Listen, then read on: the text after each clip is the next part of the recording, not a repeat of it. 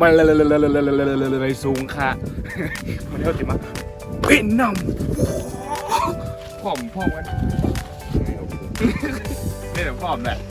ถอดเสื้อแหละถอดเสื้อแบบโค้ทแหละสายหลอก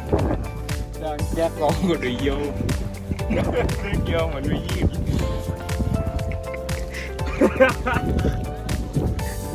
อ๋อโดยแกงตีเนี่ยแต่มันเมียเนี่ยหันว่า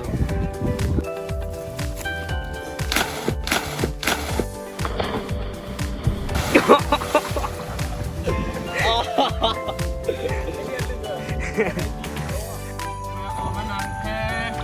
ซาวล้านเนี่ยเนาะซึ่งมาจากประเทศสวิตเซอร์แลนด์เนาะนี่เอาเป็นแค่จันลีของคนไทยเนาะก็เห็นค่ะนี่ก็กับตันเลอร์เนี่ยเนาะตันแพทย์อ่ะก็ไม่ได้จนตากล้องเลยก็คือหลักเนี่ยคนไทยกับตันก็คือว่ามันกาวไทยอยู่ไปในเดี๋ยวไม่ครับไม่นั่งเอาคิดหนีโลกพยาหนาวอ่ะจ้ะมาแนวก็มาลุยนำหาหอยกันตอนปีติดไปเขาอยู่ไปที่ผักเนาะแต่โรลาดเพื่อนแหนก็ไม่ว่าเขามากกันแล้วโรลาล่ะลาดนี่ฮะเนาะปังจ้างครับไม่ปังจ้างไม่ต้องใส่ต้องขวาได้เป็นนำดีเล่นหนักเลยเนาะ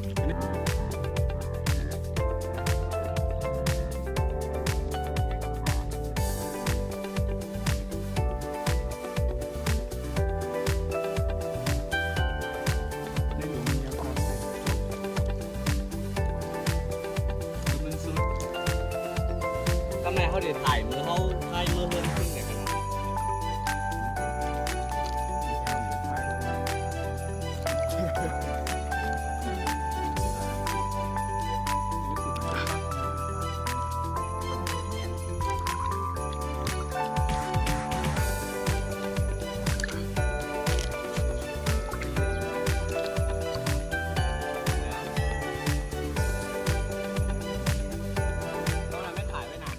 อืม